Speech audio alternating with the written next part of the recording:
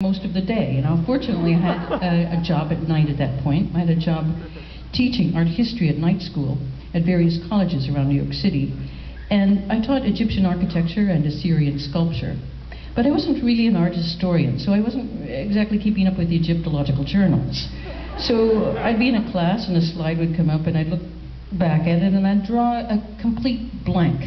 I couldn't remember a single thing about it. So I would just make things up, you know, like about this or that pharaoh. For example, there would be a horizontal cut on the outside of a pyramid, like a mailbox slot, and I would tell the students that this was a conduit for light, you know, that the pyramid was lined up so accurately with the sun that that on the pharaoh's birthday, light would stream down this shaft in the middle of the pyramid, right into the mummy's eye and could wake him up. That sort of thing. So, anyway, I would tell these kinds of stories, and these students would write them down, and I would test them on it. That's the way it worked. And I figured history is made up of so much guesswork anyway, you know, that maybe something like this had really happened.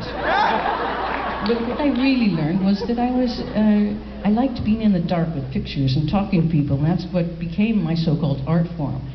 Now, another thing I learned to do was not to wait around until someone asked me to do something. You could wait around just forever. So at the time I was making a lot of little films and I was showing them in film festivals, and by film festival I mean 8 people in a loft looking at each other's films, you know. And I would never finish the film, so I'd stand in front of it and play the violin and sort of tell these stories. But I thought, you know, I don't really want to keep doing these for these same